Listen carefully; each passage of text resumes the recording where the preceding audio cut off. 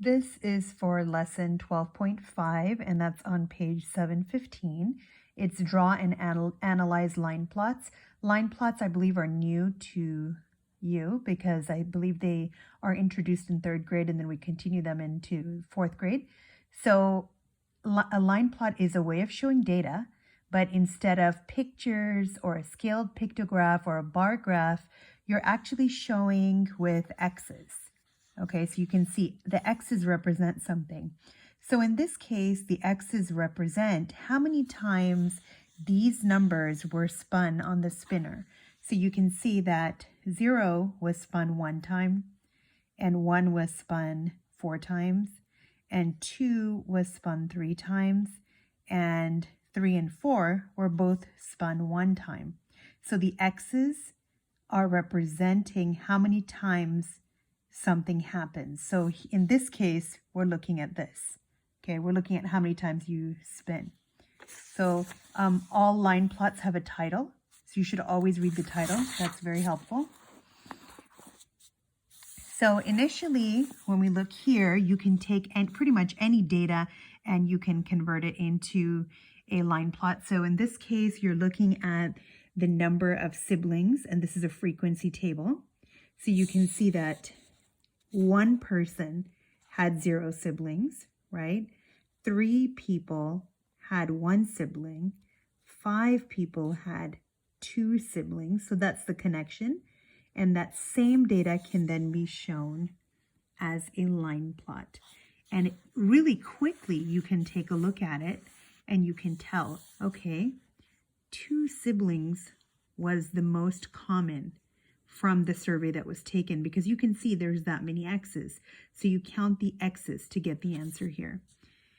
Now, just like in the previous lessons, you have to interpret the data, which means you can look at it and say so many things about it. I could say the number of siblings, the number of people who had siblings that were either 1 sibling or 3 siblings was equivalent because they both have 3 X's on them.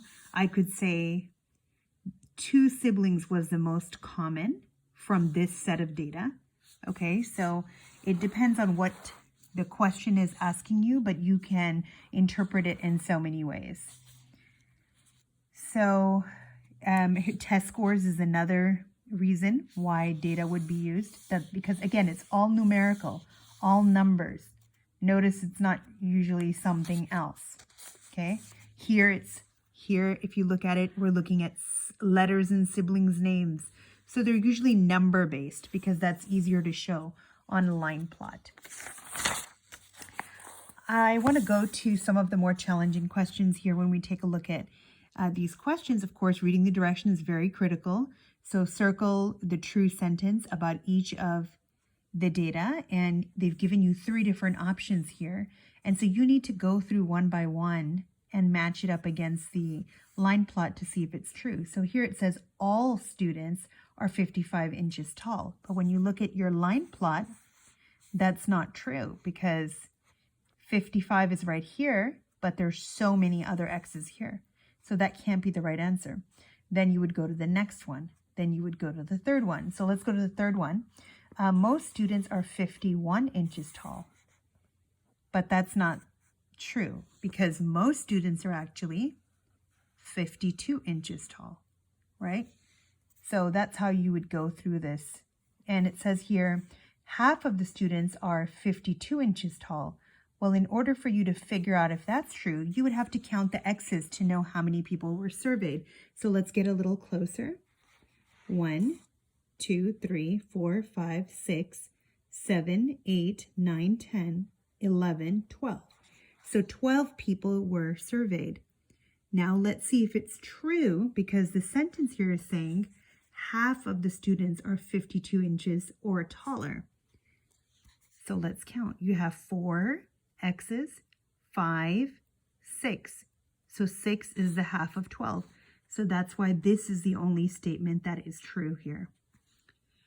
And moving on, it says here, give an example of a set of data that would not be displayed. Okay, so I'm going to explain something. This is the total data. And you can see it's 4, 5, 6, 7, 8, 9, 10, 11, 12, 13, 14, 15, 16, 17, 18, and 19. Total number of x's here are 19. Would you use this type of a line plot to display data, for example, for 100 people in a survey?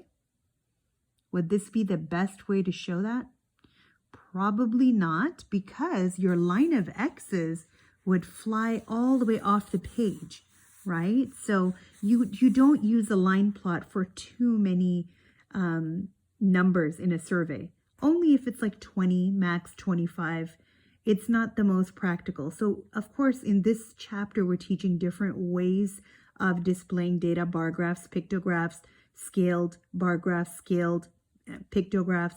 But you have to also know that a line plot here is not the best way to display data when it's a lot of people that you're surveying.